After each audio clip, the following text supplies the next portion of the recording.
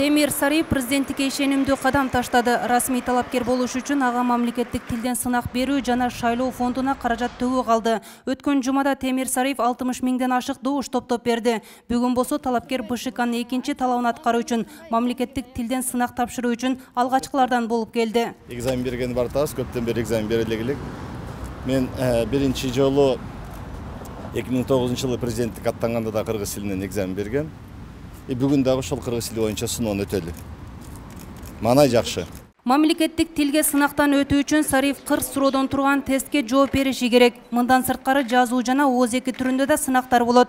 Сынактын татаалдыгына карабай Сариев баарын оңой тапшырды. Мамлекет башчысына барам деген адам кыргыз тилин жакшы өздөштүрүп, жакшы билиш керек. Бир гана тилди билбей, элдин маданиятын, элдин үрп-адатын, салтын, кыргыздын тарыхын терең түшүнүш керек да.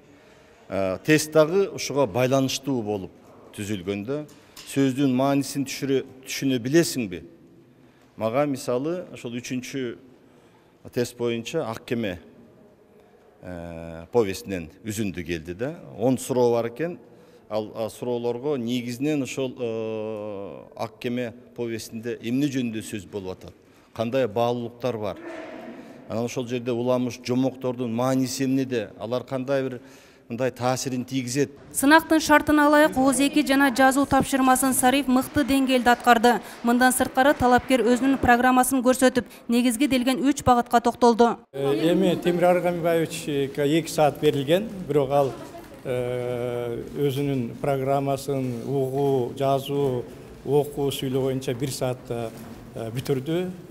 Жалпысын алганда 81,8% мамлекет тилди билет деген жыйынтык чыгарылды.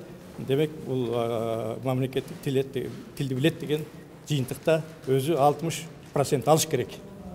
Азыр эң жогорку көрсөткүчтү көрсөткөн Темир Аргамбаевич болду. Муну менен Сариев милдеттүү талаптарга татыктуу жооп берди. Сирепчилердин баамында Сариев президенттикке негизги делген талапкер. Анын мамлекетти башкарууда тажрыйбасы чоң. Мындан сырткары сырткы саясат боюнча да көп эмгек жолун башынан өткөргөн. Шайлоо кампаниясы расмий түрдө 10 сентябрдан башталат.